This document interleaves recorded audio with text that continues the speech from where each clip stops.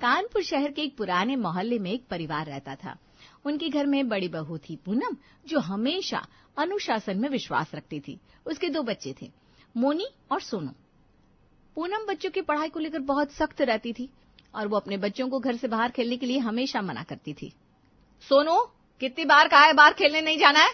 घर में रहो और पढ़ाई करो। मम्मी बस आधा घंटा, मेरे दोस्त पार्क में खेल रहे हैं। आधे घंटे में क्या खेलोगे? यहाँ बैठो किताब लेकर। मम्मी, क्या हम टीवी नहीं देख सकते? नहीं, टीवी से कुछ नहीं मिलेगा। तुम्हारा कैरियर किताब पढ़ने से बनेगा। अरे यार, बच्चों को कभी थोड़ा बाहर भी खेलने दिया करो, इतना सख्त ना बनो इनके साथ। और बिगाड़ो इन्हें, फिर मुझे मत बोलना कि कुछ किया नहीं इन्होंने पेपर में। अरे बहू, थोड़ा तो जीने दो बच्चों को। माँ जी, मैं जो कर रही हूँ ना, इनके भले के लिए कर रही हूँ। अरे माँ, भाभी तो स्कूल की प्रिंसिपल से भी ज्यादा सख्त निकली। तुम लोग मजाक बनाओ या जो भी कहो, लेकिन मैं बच्चों को डिसिप्लिन में ही रखूंगी। हाँ।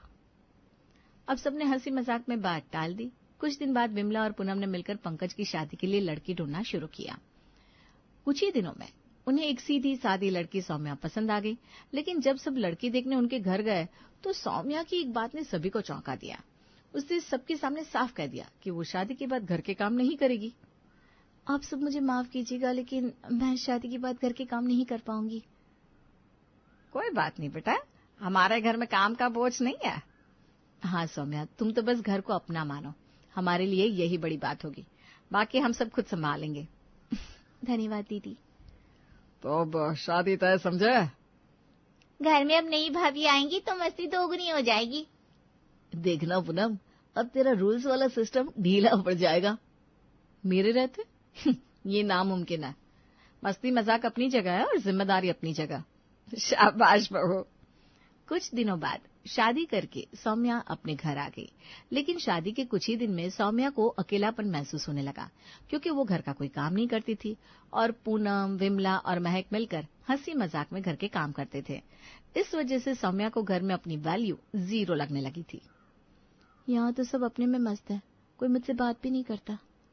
एक दिन सौम्या बहुत परेशान हो गई और जब सबने रात का खाना खाया और सब अपने अपने कमरे में सोने चले गए, तब सौम्या ने पंकज से कहा, सुनिए ना पंकज, आपके घर में कोई मुझसे बात क्यों नहीं करता? अरे सब ठीक हो जाएगा, बस तुमको अभी थोड़ा समय लगेगा। समय या दूरी? मैं तो इस घर में खुद को अकेला महसूस कर रही हूँ। अब सौम्या ने ठान लिया कि वो इस घर में अपनी वैल्यू और इम्पोर्टेंस बनाएगी। एक दिन उसने देखा कि पूनम अपने बच्चों को बाहर खेलने से फिर मना कर रही है। बच्चों की उदासी ने उसे कुछ करने का इशारा किया। अगर मैं इन बच्चों को बाहर खेलने भेजूंगी तो ये बच्चे खुश होकर मेरी तारीफ करेंगे और तब मेरी वैल्यू घर में बढ़ जाएगी। अरे वाह, ये तो मुझे अच्छा आइडिया मिल गया। अब सौम्या बच्चों के पास जाकर उनसे कहती है, क्या हुआ मोनी, उदास क्यों हो बेटा? चाची देखो, मम्मा हमें बाहर खेलने जाने नहीं देती। हाँ चाची, हमारा बाहर अपने दोस्तों के साथ खेलने का मन है। ठीक है बेटा, जाओ, लेकिन तुम दोनों को बस 2 घंटे के लिए बाहर खेलने जाने दूंगी। हाँ सच चाची, आप बेस्ट हो। लेकिन एक शर्त है, टाइम से घर पर वापस आ जाना। पक्का चाची, हम 2 घंटे में वापस आ जाएंगे। शायद यही मेरा पहला कदम होगा इस घर में कुछ बनने का। शाम होते होते 2 घंटे से ज्यादा टाइम गुजर गया, लेकिन बच्चे घर वापस नहीं आए। थोड़ी देर बाद पूनम ने बच्चों को घर में ढूंढना शुरू किया, लेकिन जैसे ही सौम्या ने उसे बताया कि बच्चों को उसने बाहर भेजा है, तो घर में बवाल मच गया। दीदी, बच्चों पर इतनी ज्यादा पाबंदी नहीं लगानी चाहिए, उनको भी बाहर खेलने का मन होता है। ये बचपन में बाहर नहीं खेलेंगे तो कब खेलेंगे? अरे वाह बहू, आज तो तुझे बच्चों की बड़ी फिक्र हो रही है। वैसे बच्चे है कहाँ? वो माँ जी, मैंने उनको बाहर खेलने जाने दिया, वो बहुत उदास थे ना। सौम्या, तुमने बच्चों को बाहर क्यों भेजा और किससे पूछकर जाने दिया? दीदी, बस खेलने के लिए 2 घंटे के लिए बाहर जाने दिया था। सौम्या बहू, बच्चों का ध्यान रखना जरूरी होता है। अब तो 3 घंटे हो गए, रात के 8 बज रहे, कहाँ है वो दोनों? मैं पार्क में जाकर देखता हूँ। मैं भी चलता हूँ भैया। हे भगवान, बच्चे ठीक हो बस। मेरी वजह से ये सब हो गया। सुनो सौम्या, आज के बाद तुम कभी भी बच्चों से जुड़ी चीज में दखल नहीं दोगी, समझी? पूरा घर बाहर बच्चों को ढूंढने गया, लेकिन बच्चे पार्क में नहीं थे। अब वो लोग वापस घर पर आ गए। यहाँ पूनम और विमला सौम्या पर भड़क रही थी। देखो माँ जी, अभी तक मैं बच्चों को संभाल रही थी तो सब सही था। इन महारानी ने आकर बच्चों को पता नहीं कहाँ भेज दिया। कहाँ है मेरे बच्चे? अरे सौम्या बहू, क्या किया तूने? कहाँ गए बच्चे? तुझे अकल वकल है कि नहीं? कहीं कोई पकड़ कर तो नहीं ले गया बच्चों को? सॉरी माँ जी, माफ कर दो दीदी, मुझसे गलती हो गई। आजा मेरे सामने से, मेरे बच्चों को लेकर आजा। सौम्या जैसे ही बच्चों को ढूंढने मुड़ी तो दोनों बच्चे अंदर के कमरे से हंसते हुए बाहर आए। अब बच्चों ने बताया, कहाँ गए थे तुम दोनों? मम्मी हम तो यहीं खेल रहे थे, छुपन छुपाई खेल रहे थे मम्मी। चाची क्या हुआ? घर में ही थे। पता है मैं कितना डर गई थी। मैंने सिर्फ बच्चों को खुश करना चाहा था। सौम्या अगली बार से ध्यान रखना, ऐसा कोई काम मत करना जिससे किसी को परेशानी हो। मैंने तो अच्छे के लिए किया था पर सब उल्टा हो गया। अब मुझे और समझदारी से चलना होगा। अच्छा, सच में ये तूने बनाया क्या बहू? जी माँ जी। माँ जी ध्यान से पीना, कहीं कोई गड़बड़ ना हो जाए। वैसे भी सौम्या का कोई काम सीधा नहीं होता। अरे नहीं पूनम बहू, ये देख, ये मदद करने की कोशिश करती है। काढ़ा पी ही लेती हूँ। अब जैसे ही विमला ने पहला घूंट लिया, अचानक वो जोर जोर से छींकने लगी और उसे खांसी का दौरा पड़ गया। अरे राम, ये क्या डाला इसमें बहू? मेरी सांसें फूल रही। माँ जी क्या हुआ? इसमें काढ़े में कुछ डाला, लहसुन की महक आ रही है। अरे पागल सौम्या, तुझे नहीं पता माँ जी को लहसुन से एलर्जी है? मुझे नहीं पता था दीदी, मैंने तो बस YouTube पर रेसिपी देखकर काढ़ा बना लिया। बकवास मत कर, YouTube से माँ जी का इलाज करेगी? डॉक्टर नहीं बन जाएगी तू उससे। तो बस हर काम में टांग अड़ाना जानती है। जहाँ जरूरत नहीं होती वहाँ कुछ नया करने चली आती है। मैं बस माँ जी की मदद करना चाहती थी। तेरी मदद से घर बर्बाद हो जाएगा एक दिन। क्या समझती है खुद को? हर बार कुछ न कुछ उल्टा कर देती है। तेरे काम करने का ये तरीका एक दिन सबको भारी पड़ेगा। डांट खाकर सौम्या चुप खड़ी थी। उसकी आंखों से आंसू बह रहे थे, लेकिन किसी को उससे हमदर्दी नहीं थी। एक बार फिर उसकी कोशिशें उसी पर उल्टी पड़ गई। आज मुझे समझ में आ रहा है मैंने कितनी बड़ी गलती कर दी। अगर माँ जी को इस काढ़े से कुछ हो जाता तो। अब यहाँ खड़ी खड़ी क्या सोच रही है? जा अपने कमरे में। मैं भी, आप जाओ, अभी सब आपसे गुस्सा है, थोड़ी देर बाद बयाना। सौम्या रोते हुए कमरे में चली गई। उसको बहुत बुरा लगा था कि आज उसकी एक गलती पूरे परिवार पर भारी पड़ जाती। पूनम ने बहुत हिम्मत से विमला को संभाला, लेकिन उसको सौम्या पर बहुत गुस्सा आ रहा था। महक, सौम्या गई कि नहीं? हाँ भाभी, मैंने उनको कमरे में भेज दिया।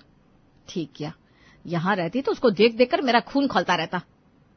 मैं आप ठीक हूँ बहू, जाने दे, उसने जानबूझकर ये नहीं किया होगा। माँ जी मुझे उस सौम्या पर एक रत्ती भरोसा नहीं है। भगवान जाने कब क्या कर देती है। कुछ दिन बाद एक दोपहर महक और उसकी माँ विमला अपने कमरे में बैठी आपस में बात कर रही थी और बाहर गलियारे में खड़ी सौम्या पानी लेने जा रही थी। तभी उसके कदम रुक गए। वो धीरे से रुककर दोनों की बातें सुनने लगी। माँ इतने दिन हो गए, आकाश ने मुझे एक बार भी फोन नहीं किया। बेटा मैंने बहुत समझाया था उन्हें, लेकिन दामाद जी ने मेरी बात ही नहीं मानी। माँ क्या मैं इतनी भी लायक नहीं हूँ कि वो मुझे ससुराल वापस बुला ले? अब तू अपने मायके में ही खुश रहा करना बेटा, जब उन्हें तेरी याद आएगी तो आएंगे खुद बुलाने। मुझे नहीं लगता माँ ऐसा कभी हो पाएगा। अरे भगवान पर भरोसा रख बेटा, वो एक दिन तेरे सारे दुख दूर कर देंगे। लेकिन वो दिन कब आएगा माँ? ये सब सुनकर सौम्या के चेहरे पर उदासी छा गई। साथ में उसे अपनी ननद के ससुराल वालों पर बहुत तेज गुस्सा आ रहा था। उसे लगा ये एक और मौका है जब वो घर में अपनी वैल्यू बढ़ा सकती है। वो सीधे अपने कमरे में गई और फोन उठाकर महक के पति आकाश को कॉल किया। हेलो आकाश, मैं सौम्या बोल रही हूँ, महक की भाभी। अपनी माँ को फोन दीजिए। जी देता हूँ। मम्मी, महक की भाभी आपसे बात करना चाहती है। हाँ जी बोलिए, क्या बात है? आपको शर्म नहीं आती? बहू को ऐसे घर से निकाल दिया, उससे ज्यादा दहेज नहीं मिला तो क्या? हाँ, इंसानियत तो रखिए। तमीज से बात करो। होती कौन हो तुम हमें सिखाने वाली? मैं वो हूँ जो आपकी बहू को रोते हुए देखती हूँ रोज। अगर थोड़ा भी दिल है तो महक को लेने आ जाइए और शर्म करिए कि उसके परिवार वाले अभी भी चुप हैं। तो क्या मतलब चुप है तो? हैं? क्या कर लोगे तुम लोग? शर्म नहीं आती? लड़की के ससुराल वालों को ऐसा बोलते हुए? अरे शर्म तो आपको आनी चाहिए, बदतमीजी की भी हद होती है। तुम मुझे बदतमीज बोल रही है? रुक आती हूँ मैं महक को बताने। अरे आ जाओ, और देखो कितनी परेशान है। सौम्या ने फोन काट दिया और इधर सुनीता का दिमाग खराब हो जाता है। वो आकाश से कहती है, चल आकाश, अब मैं खुद चलती हूँ, देखती हूँ कौन है ये भाभी जी जिसको बात करने की भी अकल नहीं है। चलो मम्मी, मैं भी कार निकालता हूँ। अब घर में तूफान उठना बाकी था। सौम्या मन में मुस्कुरा रही थी। उसे पूरा भरोसा था कि उसका ये कदम महक के लिए एक नया रास्ता खोलेगा। मैंने तुम्हारे ससुराल फोन किया है, अब वो लोग तुम्हें लेने आएंगे, तुम तैयार रहना। हाँ सच भाभी, आप सच में मेरे लिए फरिश्ता हो। वाह बहू, तू तो महक के लिए भगवान का भेजा हुआ सहारा है। आज मैं तेरी सारी गलती माफ करती हूँ, बस मेरी बेटी का घर बस जाए। लेकिन सौम्या, वो लोग इतनी जल्दी मान कैसे गए? कुछ गड़बड़ तो नहीं किया ना तुमने? अरे नहीं भाभी, मैंने उन्हें अच्छे से समझाया था बस। कुछ ही देर बाद घर के बाहर एक बड़ी सी गाड़ी आकर रुकी। उसमें से सुनीता और आकाश उतरते हैं। उनके घर में आने से एक अजीब सी बेचैनी फैल जाती है। कहाँ है वो लड़की जिससे फोन किया था? क्या हुआ बहन जी, आप इतना गुस्से में क्यों है? आपकी बहू ने जो किया, जो कहा, वो सुनाया जाए क्या आपको? हम दहेज लोभी हैं, हम बहू को घर से निकालने वाले लोग हैं। माँ जी मैं। चुप! और तू, सौम्या नाम है ना तेरा? तमीज है तुम्हारे अंदर? तुम रिश्तों को जोड़ने आई थी या तोड़ने? अरे मैंने तो बस क्या जहर भर दिया हमारे रिश्तों में? मम्मी रहने दीजिए। चुप कर, अब कोई नहीं ले जाएगा इसे। यहीं रहेगी तेरी बीवी अपनी समझदार भाभी के साथ। चल यहाँ से। सुनीता और आकाश गुस्से में महक को बिना लिए वापस लौट जाते हैं। घर में सन्नाटा छा जाता है। सौम्या अब खुद को बहुत छोटा महसूस करने लगती है। ये क्या किया तूने सौम्या? मेरे बेटे की जिंदगी बर्बाद कर दी। घर के काम होते नहीं इनसे और बाहर की दुनिया संभालने चली है। कर दी महक की जिंदगी बर्बाद। एक बार पूछ तो लेती बहू किसी से, तुम्हारी हर चाल उल्टी पड़ती है। तुम्हारा हर फैसला घर को नुकसान दे रहा है सौम्या। अब समझ में आया तुम्हारे स्मार्टनेस का नतीजा? आज तुम्हारी वजह से महक की जिंदगी दांव पर लग गई है। मैं बस महक की मदद करना चाहती थी। मदद? इसको मदद कहते हैं? आगे से किसी भी रिश्ते में मत बोलना सौम्या, तुम्हारी हर बात आग लगा देती है। तुम बस चुपचाप खाना खाओ और जियो, कुछ मत करना अब इस घर के लिए। ये सुनकर सौम्या टूट गई। उसने सोचा था वो सबके दिल में जगह बना लेगी, पर हर बार उसकी कोशिशें उसे और गिरा देती थी। उस रात सौम्या पलंग के कोने में चुपचाप बैठी थी। उसकी आंखों में आंसू और मन में सवालों का तूफान था। तभी पंकज उसके पास आता है। सौम्या के चेहरे पर उदासी साफ झलक रही थी। पंकज, मैं जो भी करती हूँ सब उल्टा हो जाता है। मुझे समझ में नहीं आता मैं सबको इतनी गलत क्यों लगती हूँ। अब मैं क्या बोलूं सौम्या? घर में मेरी कोई वैल्यू ही नहीं है, कोई मुझसे बात तक नहीं करता और पिछले कुछ दिनों से तो मेरी जैसे इंसल्ट ही होती जा रही है। तुम ये सब महसूस करती हो जब तुम खुद अकेली रहना पसंद करती हो। सोचो, क्या तुमने खुद से कभी किसी से बात करने की कोशिश की? मतलब? कभी भाभी से जाकर कहा, भाभी आज मैं आपकी मदद करूं? कभी माँ से पूछा, माँ आपके लिए चाय बना दो? या महक से प्यार से बात की तुमने? कभी नहीं? नहीं, मैंने ये कभी खुद से नहीं किया। तो फिर लोग तुमसे बात क्यों करेंगे? जब बात करने की कोई वजह ही नहीं बनती तो रिश्ते कैसे बनेंगे? मुझे लगा था वो लोग खुद आएंगे, मुझे समझेंगे। सौम्या को भावुक देख पंकज उसे समझाने लगा। इम्पोर्टेंस दी नहीं जाती, कमाई जाती है, और वो तब जब हम खुद लोगों को समझने की कोशिश करें। तो मेरी ही गलती थी। मैं चाहती थी लोग मुझे नोटिस करें, लेकिन मैंने खुद कभी आगे बढ़कर बात ही नहीं की। अगर तुम वाकई में चाहो तो बहुत कुछ बदल सकती हो। अब मैं सबके साथ खुद से बात करूंगी, उनके काम में हाथ बटाऊंगी और सबसे प्यार से पेश आऊंगी। बस यही सौम्या चाहिए घर को, पर देखना सब तुम्हें सर पर बिठाएंगे। उस रात सौम्या ने सिर्फ अपने मन का बोझ हल्का नहीं किया, उसने एक नया रिश्ता गढ़ने की शुरुआत भी की। ये देखकर पंकज को दिल से खुशी हुई। शीला गुस्से में घर के अंदर आती है और अपनी बेटी अंजलि को बुलाती है। अंजलि, अरे ओ अंजलि, कहाँ है? जल्दी इधर आ। आई माँ। अंजलि आती है। ओहो मम्मी, अब क्या आफत आ गई? आफत आती नहीं है, आफत तू हमेशा ला कर रखती है। ऐसा मत बोलो ना मम्मी, मैंने बोला कौन सी आफत ला दी? अरे तू ही तो है आफत की दुकान। तुझसे कितनी बार बोला है जरा जबान संभाल कर रखा कर, सारी बातें मत बताया कर, लेकिन तेरे पेट में तो कोई बात पचती नहीं। अरे लेकिन मैंने किसी को कुछ ही नहीं बताया। किसने मेरी शिकायत की, जरा नाम बताओ। मिसेस शर्मा ने। उन्होंने मुझे बताया किस तरह तूने कल उन्हें जाकर ये बोला था कि तुझे पता चल गया है कि उनके बाल नहीं है और वो टकली हैं और वो विग लगाती हैं।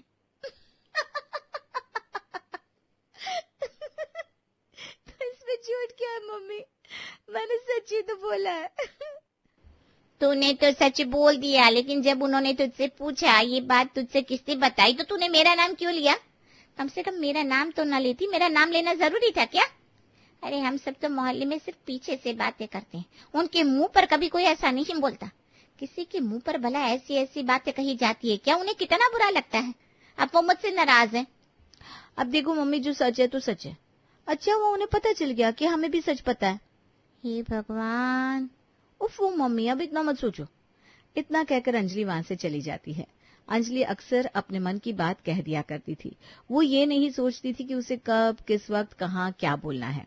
इसी आदत से उसकी मम्मी बहुत परेशान थी। लेकिन उसकी मम्मी की चिंता दिन ब दिन बढ़ती जा रही थी, क्योंकि अरे क्या हो गया मम्मी, इतनी नर्वस क्यों हो रही हो? अगले महीने तेरी शादी हो जाएगी, तब पता नहीं तू ससुराल में कैसे रहेगी। ओहो, जैसे रहते हैं सब वैसे ही रहूंगी। अब वहां जाकर पानी में थोड़ी ना रहने लग जाऊंगी। आप भी ना मम्मी। अरे चुप कर अपनी बकवास। देख बेटा मेरी बात ध्यान से सुन। हाँ मम्मी सुन रही हूँ। देख मैं जानती हूँ तेरी आदत कुछ ज्यादा ही खराब है। मम्मी तू हमेशा सच बोल देती है और सब चिट्ठे खोल देती है, लेकिन तेरे ससुराल में तू ऐसा बिल्कुल मत करियो। देख हम तेरे मायके वाले हैं, हमारे बारे में वहां जाकर सब सच नहीं बोलना। कहीं तूने हमारी सारी चीजों के बारे में बता दे कि हम घर में क्या करते हैं, कैसे रहते हैं, क्या खाते हैं, क्या पीते हैं और सब कैसा चलता है। अच्छा, इसका मतलब मैं उन्हें कभी कुछ न बताऊं। लेकिन ऐसा तो नहीं हो सकता ना मम्मी। अरे अगर बताना ही है तो कम से कम कुछ अच्छा ही बताइयो। अच्छा वो कैसे? साफ सीधी बात इतनी है कि उन्हें कोई भी बात बताए तो हमारी तारीफ करियो और एक बात की 5 बात बताइयो। हाँ, अच्छा ठीक है, समझ गई मैं। इस तरह अक्सर शीला अंजलि को समझाती थी कि उसे अपने मायके वालों की बुराइयां नहीं करनी और तारीफ करने में कोई कसर नहीं छोड़नी। अंजलि भी इस बात को दिमाग में अच्छे से बिठा लेती है और शादी की तैयारियों में लग जाती है।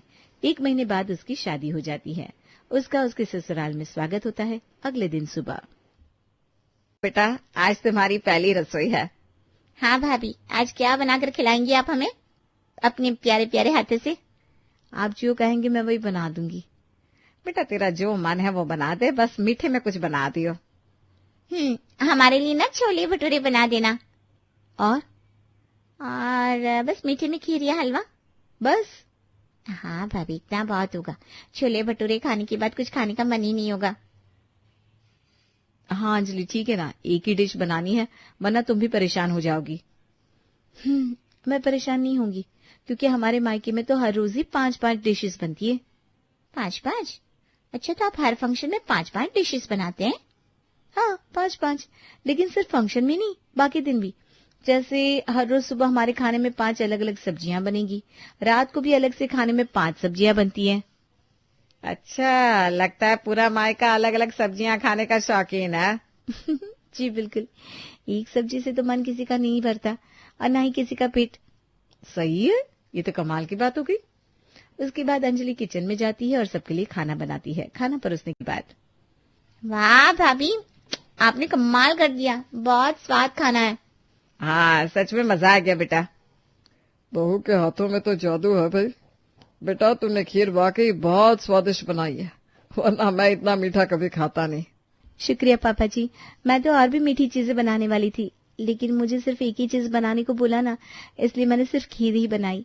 वरना हमारे मायके में तो खाने के साथ मीठे में भी 5 अलग अलग तरह की चीजें बनती है। अच्छा, ये तो बहुत अच्छी बात है। लगता है पूरा परिवार मीठा खाने का शौकीन है। सिर्फ मीठा ही नहीं पापा जी, अगर हमारे घर में कुछ तीखा या सब्जी भी बनेगी ना, तो वो भी हमेशा सिर्फ 5 ही बनेगी। ना तो 5 से 1 कम और ना ही 5 से 1 ज्यादा। अच्छा, ये तो मुझे आज कुछ अलग ही सुनने को मिल रहा है। हाँ पापा जी, हमें भी सुनने में काफी अलग लगा। सुबह भी अंजलि बता रही थी कि सुबह हो या शाम किसी भी वक्त का खाना हो, उनके घर में हमेशा 5 तरह की ही सब्जियां बनती है। काफी अलग कॉन्सेप्ट है इनका। बिल्कुल, मेरे घर वालों को सब काम 5-5 करने में ही अच्छा लगता है। सही है भाभी, उनकी तो खाने में हर रोज मौज ही हो जाती होगी। हाँ हाँ बिल्कुल, ऐसे ही है मेरे मायके वाले। चलो सही है, अब तो हमारी पेट पूजा हो गई, अब थोड़ी देर आराम कर लिया जाए। सभी खाना खाकर चले जाते हैं। तब किचन में पायल और अंजलि दोनों बर्तन साफ करने जाते हैं। बर्तन साफ करते हुए दोनों बात करती हैं। और बताओ अंजलि, तुम कुछ अपने घर वालों के बारे में? बस दीदी क्या बताऊं, मेरे घर वाले बड़े ही प्यारे हैं। मेरे भैया भाभी भी बिल्कुल मेरी जैसी ही हैं। थोड़ी देर और बात करने के बाद जब उनके बर्तन धुल जाते हैं, चलो काम खत्म हुआ, अब हम भी जाकर आराम कर लेते हैं। बस एक ही बार बर्तन धोने थे। हाँ क्यों, क्या तुम्हारे यहाँ बर्तन भी 5 बार धोते हैं? हाँ भाभी बिल्कुल, मेरे घर वाले इतने अलग हैं कि एक बार बर्तन साफ करके उनको चैन नहीं मिलता, इसलिए वो ना 5-5 बार बर्तन धोते हैं। क्या बात है, ये अब कुछ ज्यादा ही हो गया। लगता है 5 बार काम करने से तुम्हारे घर वालों को कुछ ज्यादा ही ऑब्सेशन है।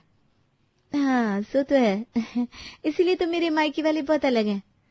हाँ लेकिन हमें ना उनके जितना अलग नहीं बनना, इसलिए यहाँ पर एक बार ही ठीक है। अभी हम चलकर आराम कर लें। ठीक है चलिए। अंजलि की माँ ने उसे जो समझाया था, अंजलि उसे कुछ ज्यादा ही शिद्दत से निभा रही थी।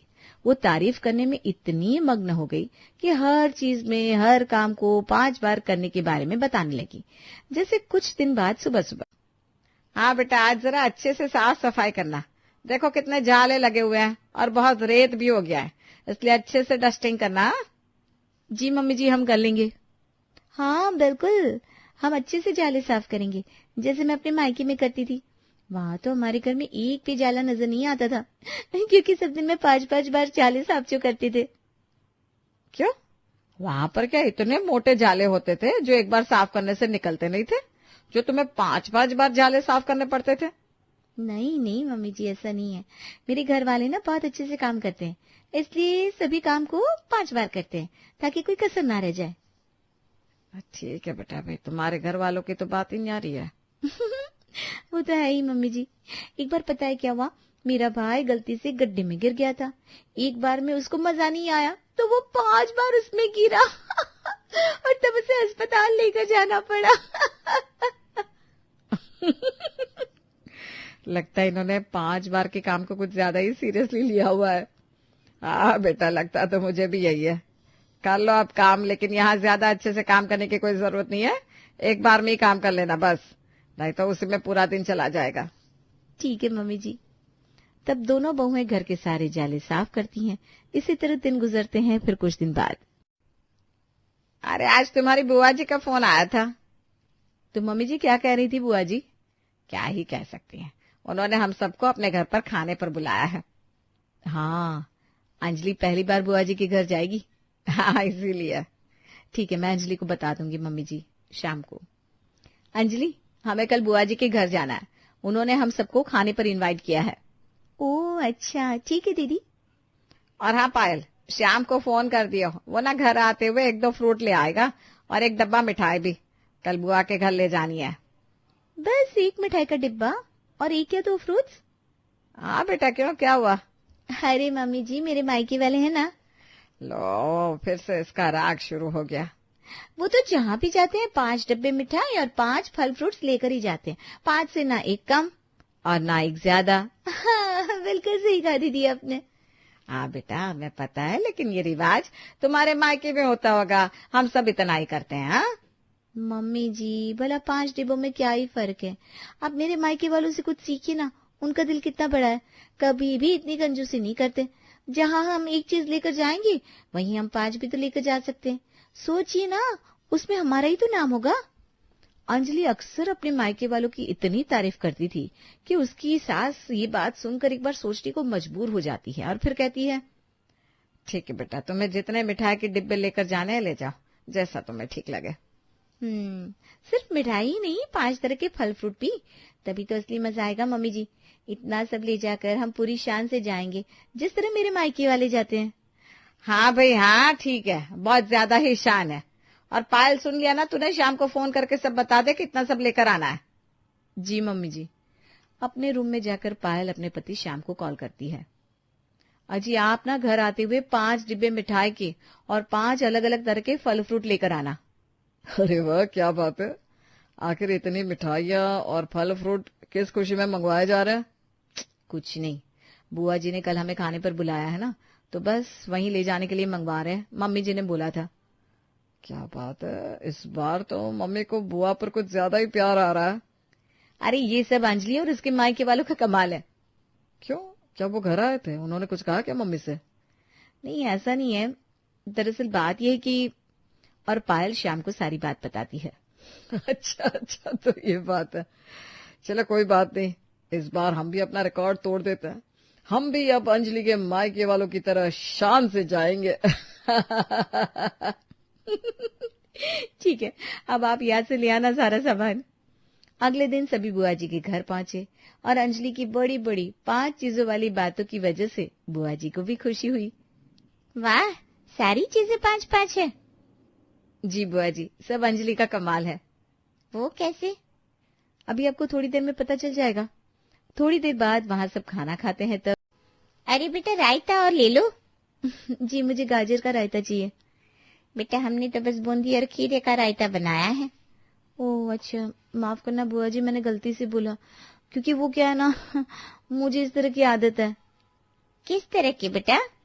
दरअसल मेरे मायके में ना हर रोज 5 तरह की सब्जियां बनती है और इसके साथ 5 तरह के रायते भी बनते हैं। 5 तरह की सब्जियां, 5 तरह के रायते। इसलिए मैं कभी भी ना किसी भी रायते का नाम बोल देती हूँ। क्या है ना, मेरी जुबान पर हमेशा 5 रायतों का नाम रटा ही रहता है, तो कभी कुछ भी निकल जाता है। हाँ, अच्छा अच्छा, ये तो कमाल की बात है। मानना पड़ेगा तुम्हारे मायके वालों को बिल्कुल अलग है। बिल्कुल अलग बुआ जी। मेरे मायके वाले ना हर काम 5 बार करते हैं।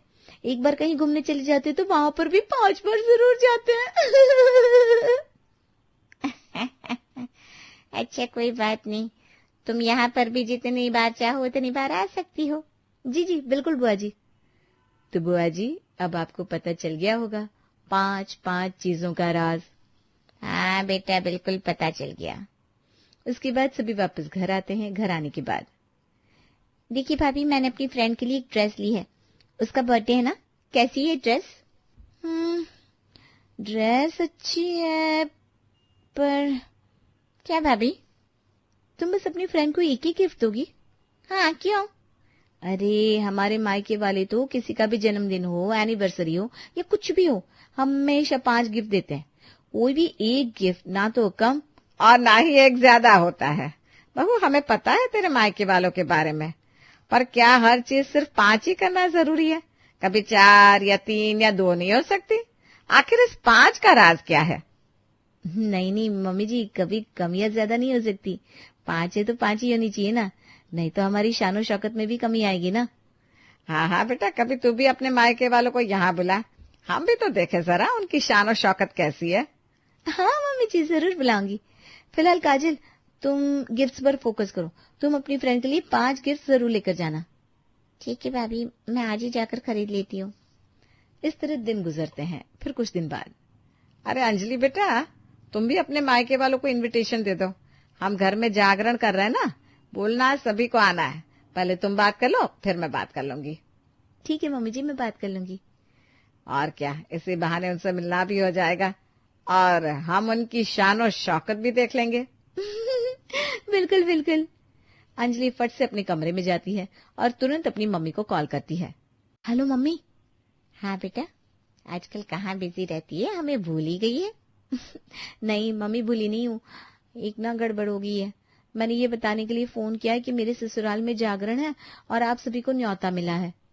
ओह अच्छा, ये तो बहुत अच्छी बात है, लेकिन इसमें गड़बड़ वाली कौन सी बात है? अरे कहीं तूने तो कुछ नहीं कर दिया? मुझे पता ही था, इतने दिनों तक सब इतना शांत कैसे रह सकता है। तू बिना गड़बड़ किए रह नहीं सकती, तू इतनी बड़बोली जो है। अब बता तूने क्या कर दिया है आखिर? मम्मी, आप ही ने कहा था ना मुझे हर चीज को बढ़ा चढ़ा कर बोलने के लिए। आपने कहा था कि मुझे यहाँ कभी सच नहीं बोलना और हमेशा एक बात की 5 बात बतानी है। तो आपने जैसा कहा था मैंने बिल्कुल वैसा किया। अरे लेकिन तूने किया क्या, ये तो बता। अंजलि अपनी मम्मी को सारी बात बताती है कि जब से वो ससुराल में आई है तब से उसने किस तरह अपने मायके वालों को इतना ज्यादा चने के झाड़ पर चढ़ा रखा है।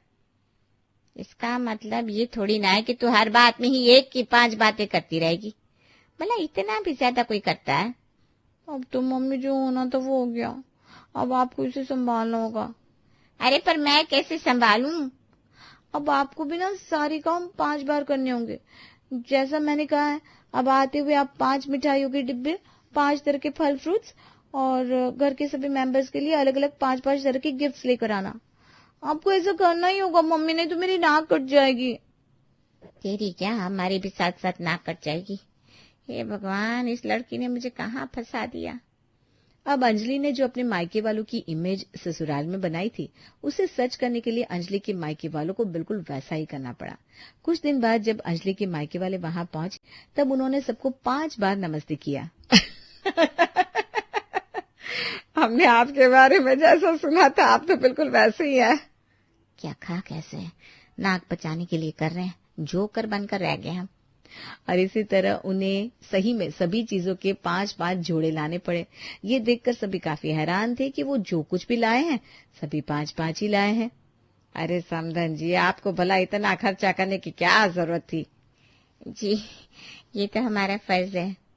वैसे हमने अंजलि से आप लोगों की बहुत सी तारीफें सुनी है। वो हमेशा आप लोगों के किस्से बताती रहती है कि किस तरह आपके यहाँ 5 चीजें करने की रस्म है। रस्म तो कुछ नहीं है, इस लड़की ने हमें बुरी तरह फंसा दिया है। अब जब भी आना होगा इतना बड़ा खर्चा करके ही आना होगा, और ऊपर से सभी काम 5 बार करने होंगे सो अलग, वरना हमारी तो नाक कट जाएगी। जी चलिए अंदर तो चलिए। जी जी। और क्या ये भी सच है कि अगर आप लोग एक बार गिर जाते हैं तो आपको दोबारा 4 बार और गिरना पड़ता है? जी हाँ, हमें सब अंजलि ने बताया कि आपको एक बार अच्छा नहीं लगता, इसलिए आप दोबारा 4 बार जानबूझकर गिर जाते हैं। ये बात सुनकर सभी हंसते हैं और शीला को शर्म के मारे अपना मुंह छुपाना पड़ता है, लेकिन अब क्या कर सकते थे, अंजलि ने किया ही कुछ